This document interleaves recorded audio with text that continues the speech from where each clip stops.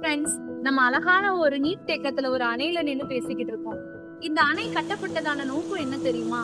தண்ணீர் எல்லாம் சேகரித்து வைத்து, அதாவது பல நீர்நிலைகள்ல இருக்க தண்ணீரை ஒன்னா சேர்த்து வைத்து தேவையான இடங்களுக்கு, சில நீர்ப்பாசனங்களுக்கு, விவசாயங்களுக்கு, பல தேவைகளுக்கு இதை பயன்படுத்ததாங்க இதை சேகரித்து வைக்கிறாங்க.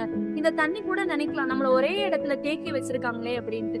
நம்ம லைஃப்லயும் அப்படிதான் நிறைய நேரம் தேக்கி வைக்கப்பட்ட சூழ்நிலை காணப்படலாம். நம்ம ஏக்கம் நிறைவேற்றப்படாம இருந்திருக்கலாம், நிறைய தோல்விகளை சந்திச்சிருக்கலாம், நம்மளால அடுத்து முன்னேற முடியாம இருந்திருக்கலாம். ஆனா பாருங்க, இந்த தண்ணியை ஒரு குறிப்பிட்ட அளவுக்கு தேக்கி வைக்கிறாங்க. ஆனா இது ஒரு நாள் பரவி போய் பல இடங்களுக்கு பயன் கொடுக்குதுங்க. அதே போலதான் நம்ம வாழ்க்கையிலையும் நம்ம பல தோல்விகளை சந்திச்சு தேக்கங்களை போல அனுபவிச்சு கொண்டு இருக்கலாம். ஆனா அது ஒரு நாள் ஆண்டவர் நன்மைக்காக மாற்றுவாருங்க. நம்மள நிச்சயமா தேவன் பலருக்கு இந்த தண்ணி எப்படி பயன்படுதோ அப்படி ஏற்ற காலத்துல நம்மளையும் பயன்படுத்துவாருங்க. நம்ம லைஃப்ல எது நடந்தாலும் அது நன்மைக்காக தாங்க.